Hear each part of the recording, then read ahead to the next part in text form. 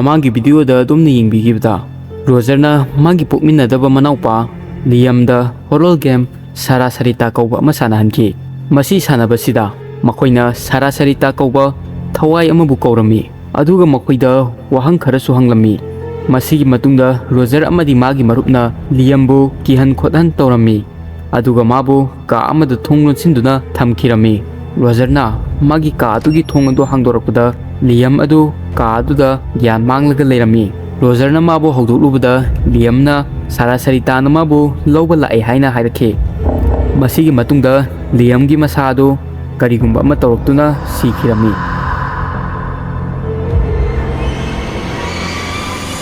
ꯔꯣꯖꯔꯒꯤ ꯃꯅꯥꯎꯄꯥ ꯂꯤꯌꯝ ꯁꯤꯈꯤꯕꯗ ꯃꯥꯕꯨ ꯌꯣꯛꯄꯤꯔꯤꯕ ꯃꯃꯥ ꯃꯄꯥ ꯑꯗꯨꯗꯤ ꯋꯥꯕꯅ ꯈꯝꯊꯦꯡꯈꯤ꯫ ꯃꯈꯣꯏꯅ ꯔꯣꯖꯔꯗ ꯅꯨꯡꯗꯥꯡ ꯑꯗꯨꯗ ꯂꯤꯌꯝꯗ ꯅꯣꯏꯗ ꯀꯔꯤ ꯀꯔꯤ ꯇꯧꯕꯤꯈꯤ ꯍꯥꯏꯅ ꯍꯟꯖꯤꯟ ꯍꯟꯖꯤꯟ ꯍꯪꯉꯤ ꯑꯗꯨꯕꯨ ꯔꯣꯖꯔꯅꯗꯤ ꯃꯃꯥ ꯃꯄꯥꯗ ꯑꯁꯦꯡꯕ ꯑꯗꯨ ꯍꯥꯏꯗꯣꯛꯂꯝꯗꯦ꯫ ꯅꯨꯃꯤꯠ ꯑꯗꯨꯗ ꯃꯥꯒꯤ ꯃꯔꯨꯞꯀ ꯂꯣꯏꯅꯅ ꯃꯥꯅ ꯂꯤꯌꯝꯕꯨ ꯁꯥꯔꯥ ꯁꯥꯔꯤꯇꯥ ꯒꯦꯝ ꯁꯥꯟꯅꯍꯟꯕ ꯑꯗꯨ ꯃꯃꯥ ꯃꯄꯥꯅ ꯍꯟꯖꯤꯟ ꯍꯟꯖꯤꯟ ꯍꯪꯂꯕ ꯐꯥꯎꯕꯗ ꯂꯣꯠꯁꯤꯟꯗꯨꯅ ꯊꯝꯈꯤ꯫ ꯔꯣꯖꯔꯁꯨ ꯂꯤꯌꯝꯅ ꯑꯁꯨꯝꯅ ꯇꯥꯏꯕꯪꯄꯥꯟ ꯊꯥꯗꯣꯛꯈꯤꯕꯁꯤ ꯌꯥꯝꯅ ꯅꯨꯡꯉꯥꯏꯔꯝꯗꯦ꯫ ꯂꯤꯌꯝ ꯑꯁꯤ ꯀꯝꯗꯧꯅ ꯁꯤꯈꯤꯕꯅꯣ ꯈꯟꯕꯗ ꯃꯍꯥꯛꯁꯨ ꯌꯥꯝꯅ ꯉꯛꯄ ꯄꯣꯛꯂꯝꯃꯤ꯫ ꯔꯣꯖꯔ ꯑꯃꯗꯤ ꯃꯥꯒꯤ ꯃꯔꯨꯞꯅ ꯂꯤꯌꯝꯕꯨ ꯂꯛꯅꯅꯕꯒꯤꯗꯃꯛ ꯁꯥꯟꯅꯈꯤꯕ ꯒꯦꯝ ꯑꯗꯨꯅ ꯑꯁꯦꯡꯕ ꯑꯣꯏꯅ ꯁꯥꯔꯥ ꯁꯥꯔꯤꯇꯥꯒꯤ ꯊꯋꯥꯏ ꯂꯥꯛꯂꯕ ꯖꯥꯠꯂꯥ ꯍꯥꯏꯅ ꯃꯁꯥ ꯃꯇꯣꯝꯗ ꯀꯤꯕ ꯍꯧꯔꯛꯈꯤ꯫ ꯅꯣꯡꯃ ꯅꯨꯡꯗꯥꯡ ꯑꯃ ꯔꯣꯖꯔꯅ ꯇꯨꯝꯂꯤꯉꯩꯗ ꯂꯤꯌꯝꯅ ꯃꯥꯕꯨ ꯀꯧꯔꯛꯄꯒꯤ ꯈꯣꯟꯖꯦꯜ ꯇꯥꯈꯤ꯫ ꯃꯥꯅ ꯃꯃꯤꯠ ꯄꯥꯡꯊꯣꯔꯛꯄꯗꯗꯤ ꯅꯨꯡꯗꯥꯡ ꯑꯊꯦꯡꯕ ꯑꯁꯤꯗ ꯃꯤꯡꯁꯦꯜ ꯃꯃꯥꯡꯗ ꯂꯤꯌꯝ ꯑꯗꯨ ꯂꯦꯞꯄꯒ ꯂꯩꯔꯝꯕ ꯊꯦꯡꯅꯈꯤ꯫ ꯃꯥꯅ ꯁꯥꯔꯥ ꯁꯥꯔꯤꯇꯥꯒꯤ ꯃꯤꯡꯁꯨ ꯃꯇꯣꯝꯗ ꯍꯟꯖꯤꯟ ꯍꯟꯖꯤꯟ ꯄꯜꯂꯒ ꯂꯩꯔꯤ꯫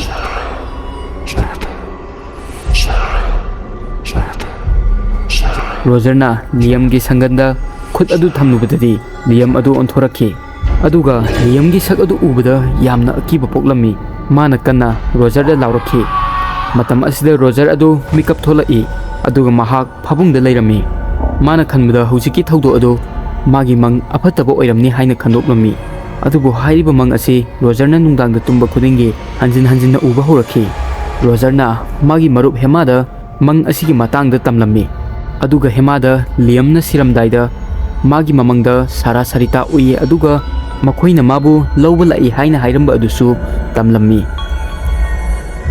ꯋꯥꯐꯝ ꯑꯁꯤ ꯇꯥꯕ ꯃꯇꯝꯗ ꯍꯦꯃꯥꯅ ꯍꯥꯏꯔꯛꯄ ꯋꯥ ꯑꯁꯤ ꯇꯥꯕꯗ ꯔꯣꯖꯔꯗꯤ ꯉꯛꯄꯅ ꯂꯣꯏꯈꯤ꯫ ꯍꯦꯃꯥꯅ ꯄꯥꯈꯠ ꯄꯥꯈꯠꯅ ꯍꯥꯏꯔꯛꯏ ꯃꯥꯁꯨ ꯅꯨꯡꯗꯥꯡ ꯑꯁꯤꯒꯤ ꯃꯇꯨꯡꯗꯒꯤ ꯃꯥꯁꯨ ꯍꯟꯖꯤꯟ ꯍꯟꯖꯤꯟ ꯀꯅꯥꯅꯣ ꯍꯥꯏꯕ ꯈꯪꯗꯕ ꯅꯨꯄꯤ ꯑꯅꯤ ꯎꯏ ꯍꯥꯏꯅ ꯍꯥꯏꯔꯛꯏ꯫ ꯍꯦꯃꯥꯅ ꯔꯣꯖꯔꯗ ꯃꯈꯣꯏꯅ ꯁꯥꯟꯅꯈꯤꯕ ꯁꯥꯔꯥ ꯁꯥꯔꯤꯇꯥ ꯒꯦꯝ ꯑꯗꯨ ꯃꯔꯛꯇ ꯇꯣꯛꯂꯝꯂꯣꯏꯗꯕꯅꯤ ꯍꯥꯏꯅ ꯍꯥꯏꯔꯛꯈꯤ꯫ ꯔꯣꯖꯔꯅ ꯃꯉꯣꯟꯗ ꯀꯩꯒꯤꯅꯣ ꯍꯥꯏꯅ ꯍꯪꯂꯨꯕꯗꯗꯤ ꯍꯦꯃꯥꯅ ꯃꯉꯣꯟꯗ ꯁꯥꯔꯥ ꯁꯥꯔꯤꯇꯥꯒꯤ ꯋꯥꯔꯤ ꯄꯨꯝꯕ ꯇꯝꯂꯛꯈꯤ꯫ ꯁꯥꯔꯥ ꯑꯃꯗꯤ ꯁꯥꯔꯤꯇꯥ ꯇ꯭ꯋꯤꯟꯁ ꯃꯆꯤꯟ ꯃꯅꯥꯎꯅꯤ ꯑꯗꯨꯒ ꯃꯦꯛꯁꯤꯀꯣꯒꯤ ꯁ꯭ꯀꯨꯜ ꯑꯃꯗ ꯇꯝꯂꯝꯃꯤ꯫ ꯃꯈꯣꯏ ꯑꯅꯤꯅ ꯆꯍꯤ 15-16 ꯁꯨꯔꯤꯉꯩꯒꯤ ꯋꯥꯔꯤꯅꯤ꯫ ꯃꯈꯣꯏ ꯑꯅꯤꯒꯤ ꯉꯛꯁꯝꯗ ꯂꯤꯛ ꯑꯃꯃꯝꯁꯨ ꯁꯤꯔꯤ꯫ ꯃꯁꯤꯒꯤ ꯆꯦꯟ ꯑꯁꯤꯗ ꯃꯁꯛ ꯃꯥꯟꯅꯕ ꯀꯣꯏꯟ ꯑꯃꯃꯝꯁꯨ ꯆꯞ ꯃꯥꯟꯅꯅ ꯌꯥꯜꯂꯤ꯫ ꯅꯣꯡꯃꯗꯤ ꯁ꯭ꯀꯨꯜꯒꯤ ꯐꯪꯁꯟꯒꯤꯗꯃꯛ ꯅꯨꯡꯗꯥꯡ ꯑꯊꯦꯡꯕ ꯐꯥꯎꯕ ꯁ꯭ꯀꯨꯜꯗ ꯂꯩꯔꯝꯃꯤ꯫ ꯁꯥꯔꯥꯅ ꯕꯥꯠꯔꯨꯝꯗ ꯗ꯭ꯔꯦꯁ ꯍꯣꯡꯗꯣꯛꯅꯕ ꯆꯠꯈ꯭ꯔꯤꯉꯩꯗ ꯃꯥꯒꯤ ꯇꯨꯡꯗ ꯁ꯭ꯀꯨꯜꯒꯤ ꯄꯤꯌꯣꯟ ꯑꯗꯨꯅ ꯇꯞꯅ ꯇꯞꯅ ꯏꯟꯅꯔꯛꯂꯒ ꯕꯥꯠꯔꯨꯝ ꯑꯗꯨꯗ ꯆꯪꯂꯛꯈꯤ꯫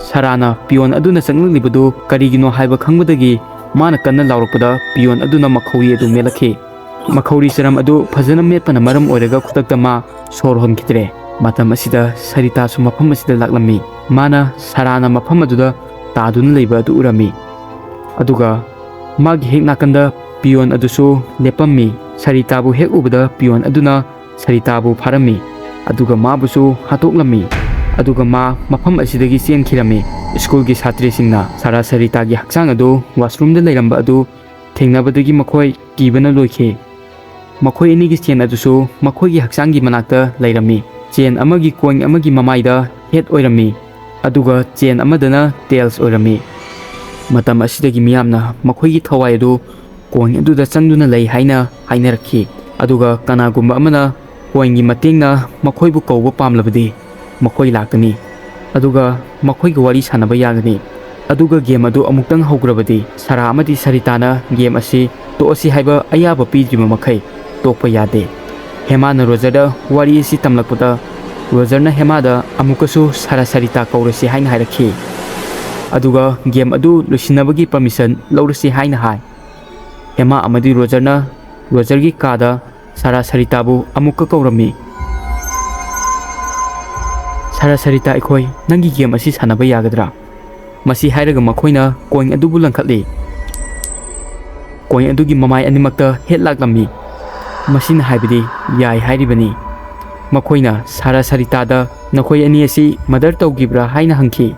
Aduga coin adu langkhatlami. Handaksu coin animakta het laklami. Masigi matungda makoi anina Liymbu noina hatlibra haina Rogerna hangki. Aduga coin adu langkhatle. Handakti makoina coin adu langkhalakpada coin animakta tails laklami. Masina haibidi makoina hatpa nate hairibani. Aduga khangawdana ka adugi maidu khappa hori. Aduga makoina nupi aniduna makoida nolakpagi khonjel tarakhi. Laimaida taaduna leiriba coin adu masa matomda ungba hawrakhi. Aduga mamai animak heta amuk onkirami. Khangawdana mai khaklamba adusu lepkhi. Aduga noklamba khonjel adusu lepkhre. Hairisina takpadi Sara Saritana Liymbu hatpani haibasini. Khangawdana Hemagi masa adu nungairaglamde. Mana Rogerda game adu loisinaba hairami. Rogerna game asi loisinba yagadra haina hanglaga coin adu amukka langkhatlami. Adubu coin animakta tails laklami. Makoina amukasu wahang adu hanglaga coin adu langkhatli. Adubu hanjin coin aduda tails laklami. Masina takpadi Sara Saritana game asibu loisinba pamde haibasini. Aduga amukasu ka adugi mai adu khappa hawrakhi. Hemana mingsel aduda Sara Saritana leiba adu uki. Makoi ani adu masadu longthoaga Hemagi manakta tapna sum changsilaglami.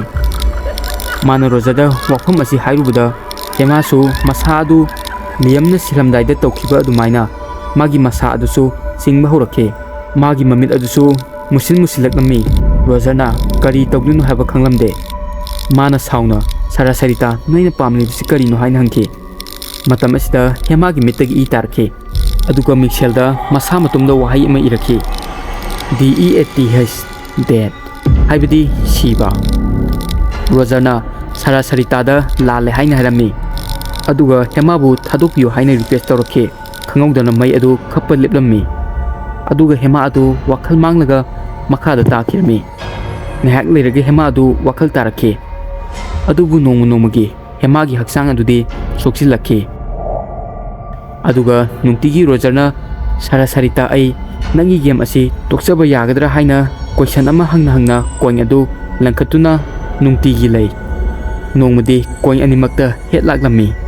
Masina haibidi yare haibani. Roger adu yamna harawkhi. Mana paw asi ahanba oina Hemada tamnaba tawrami.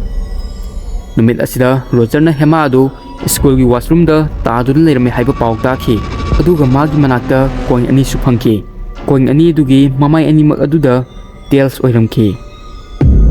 Adongi wakhalda wari asigi portion amadi sin singi marakta kari thawdok natraga moment na adomda hena kiba amadi pakhatpa pibage haibisi comment da haibiramu.